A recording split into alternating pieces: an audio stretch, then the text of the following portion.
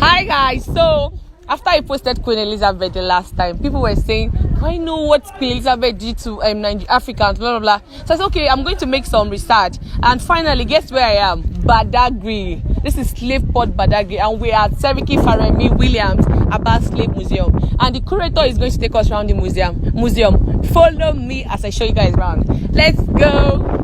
Seriki Faremi Williams Abbas Port. Barracoon of 40 slaves sale. Let's go inside. You would not see this anywhere. Nobody's going to tell you the truth. We'll start from there. Okay. Yeah. This is our curator, so he's going to take us round.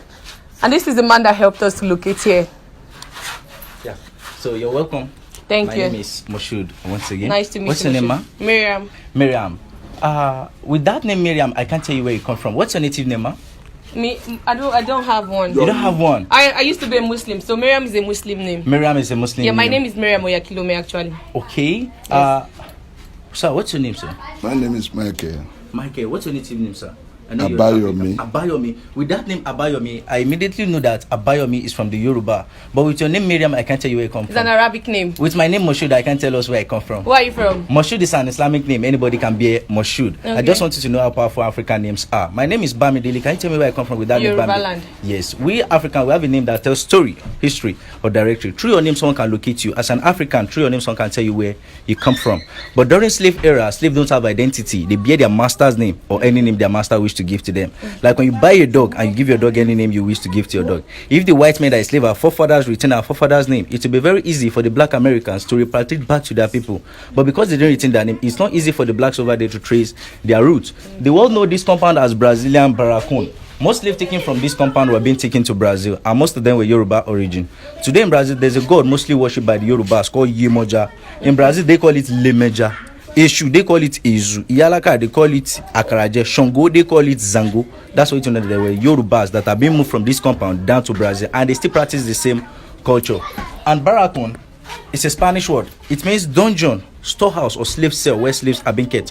In this compound, we have a total number of 40 rooms. Okay. During slave era, 40 slaves were being kept in each room. Okay. 40 times 40, 1,600 slaves were being moved in and out of this compound every 3 to 4 months.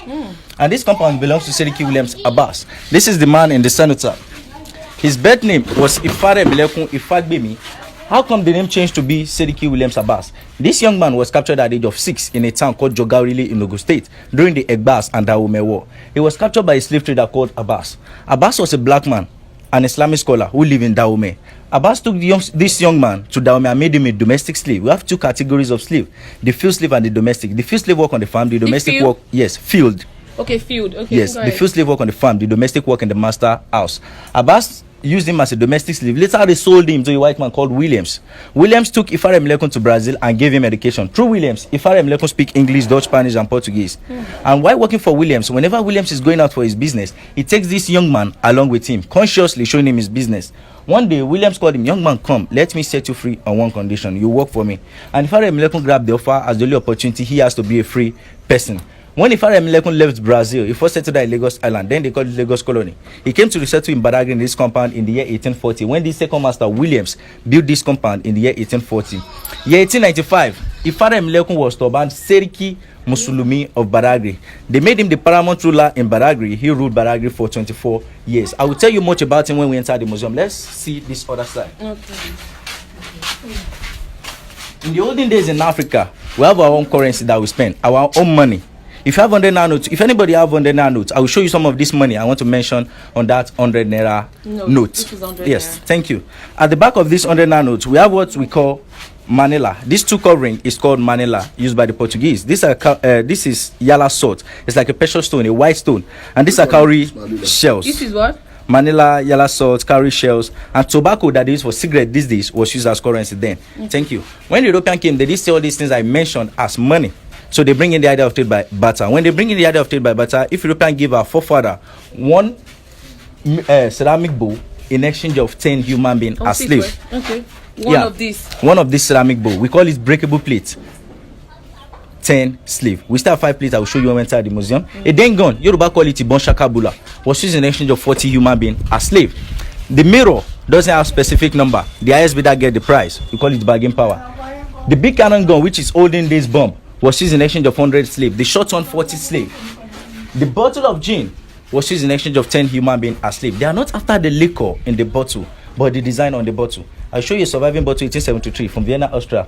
One umbrella was used in exchange of 40 human beings as slaves. The question is, we Africans or black man, what do we do with the den gun and the cannons? We use it to fight ourselves to get more slaves to sell to the whites. We sold ourselves into slavery.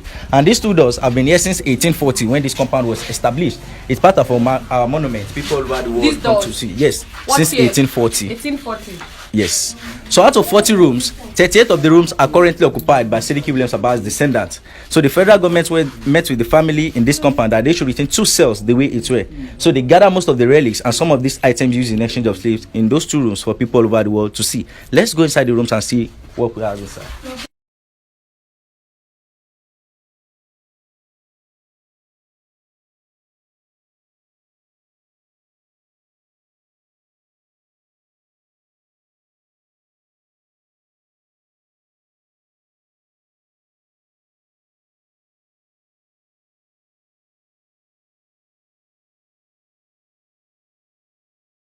Okay, this was the cell. As small as it is. No. So you're welcome. Out of 40 rooms, we are standing in one of the rooms. All rooms are like this. Where we're standing here is called a waiting cell. This is where European check slaves don't to buy before they buy them. The same way we check animals before buying, the same way they check human being. They take the eyes, they check the dentition, they hit them in the stomach to nip their feet. Because their aim and objective is to take them to where they're taking them to work for them on the farm. So they need healthy slave. Slave above 35-40 are called macrons. European reject such slave. Any slave rejected by the European, they don't return them back to where they were captured. They kill them or feed them to animals. And we have the inner room, which is called the dark room, where they keep 40 people. We are still going there. Here we have what we call ankle shackles. They use it to join 2 slaves together while working on the farm. One in the leg of the first slave, one in the leg of the second slave. Shall we try it? Okay. Yeah. On me? No, we are not slaves. Fine. Yeah. Okay. Like this, and they start this rod and put padlock here. Can I try to move with this? Oh, I You can't. drag me along with you. 2 people work with this for 18 hours on the farm, and they have 15 minutes to rest. They want to eat, drink water, pee, excrete. Within 15 minutes, they continue another for another 18 hours. These things are made of metal. It always puts wounds around the ankle. Nobody cares because slaves are property, and you can do anything you like with your property. The difference between a slave and your sunshade is because a slave has life. If you get angry, you can break your sunshade. The same thing to slave. If you get angry, you can kill your slave, and nobody will ask you for that. And here is a surviving umbrella used in exchange of 40 human beings. This umbrella was made of wood, brass, silk, and cane.